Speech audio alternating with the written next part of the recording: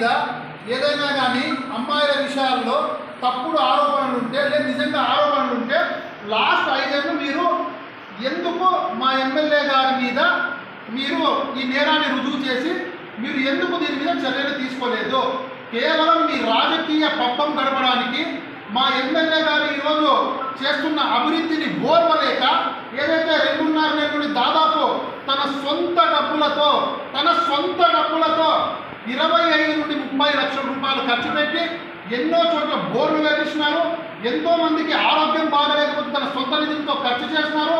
ఎంతో మందికి అనాథలకి పిల్లలకు కానీ పెళ్ళలకు కానీ తన వంతు సహాయ సహకారం చేస్తున్నారు.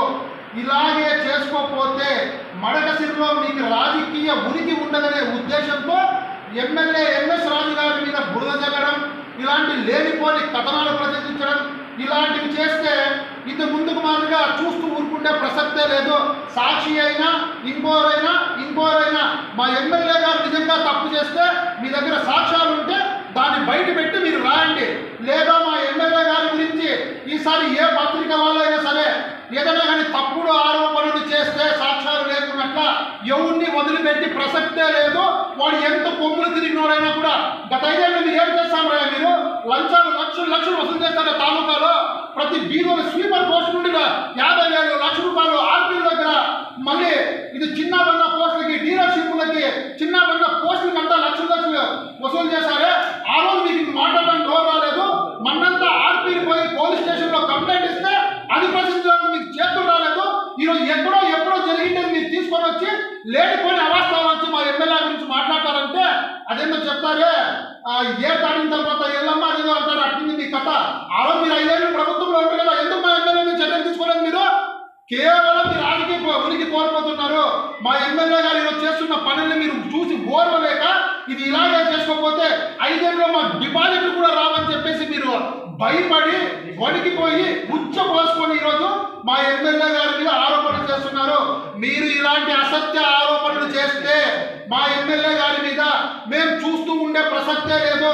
మా ఎమ్మెల్యే గారి మీదే కాదు, గుండుమల తిప్పేస్వామి గారి మీదైనా కూడా, మొత్తం నియోజకవర్గంలో తెలుగుదేశం పార్టీ నాయకుల మీదైనా కూడా, కార్యకర్తల మీదైనా కూడా ఏదైనా అసత్య ప్రచారాలు చేసి మమ్మల్ని ఇబ్బందులు గురి చేయాలని ఎవరు చూస్తే ఊరుకుంటే ప్రసక్తే లేదు. ఇదే మీరు మాట్లాడుతున్నారే, ఆ రోజు మా తప్పుడు కేసులు పెట్టినప్పుడు మీ చేతులు రాలేదా రాసేది మీకు? ఆ రోజు మా తప్పుడు కేసులు పెట్టి మేము ఇప్పుడు కూడా కోర్టులు తిరుగుతామే. ఇదే మున్సిపాలిటీ ఫ్లెక్సీ విషయంలో మా తప్పుడు కేసులు పెట్టినారే, నా మీద 5-6 కేసులు తప్పుడు కేసులు పెట్టినారే. ఆ రోజు మీ చేతులు రాలేదా రాసేకి? అరే ఎందుకు ఇబ్బంది పడతారా? ఈరోజు గవర్నమెంట్ ఉంది, రేపు పోతుంది, రేపు వాళ్ళు ప్రభుత్వంలోకి వచ్చి మాకు ఇబ్బంది పెడితే ఎవరు దీనికి చెప్పి ఆ రోజు మీకు మాట్లాడడానికి నోరు రాలేదు, రాసేదానికి చేతులు రాలేదు. ఈరోజు పాపం ఇంకా 2.5 నెలలు రాలేదు. ఊరంతా ఇంకా ఇంటికిన్నా ఇంకేదో దారుణం జరిగిపోయింది. పోటే డబ్బులు వసూలు చేసిన పోయి మాట్లాడండి. ఎవరైతే డబ్బులు ఇప్పించుకున్నారో వాళ్ళని కాలం పట్టి అడగండి, తేవా మా డబ్బులు అని చెప్పేసి. అది అడిగే యోగ్యత లేక, అది రాసే యోగ్యత లేక మీరు మా ఎమ్మెల్యే మీద పడి ఏడ్చేస్తారా? ఈసారి మా ఎమ్మెల్యే గారి గురించి సాక్షినే కాదు, ఎవరైనా సరే మా ఎమ్మెల్యే గారి మీద ఏదన్నా కూడా సాక్ష్యాలు లేకున్నట్లు తప్పుడు ప్రచారాలు చేస్తే ఈసారి మాటలతో చెప్పేది లేదు. ఎక్కడికక్కడ మాకేం చేయాలో తెలుసు. మీ దగ్గర నిజంగా సాక్ష్యాలు ఉంటే రాయండి, మేము దాన్ని వద్దడం లేదు.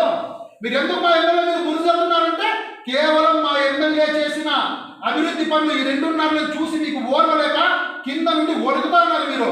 అరే ఇలాగే 5 ఏళ్ళు చేస్తే మా ఇంటి దగ్గర కాదు కదా, మమ్మల్ని చూస్తే కూడా జనాలు పక్కకి పోతారని. దయచేసి ఈ పద్ధతిని మార్చుకోకపోతే ఎక్కడికక్కడ తెలుగుదేశం పార్టీ నాయకులు, కార్యకర్తలు, సామాన్య ప్రజలు కూడా మీకు నిలబెట్టి బజార్లో బట్టలు తీసి కొట్టే పరిస్థితి తెచ్చుకుంటారో ఖబర్దారని చెప్తున్నాను.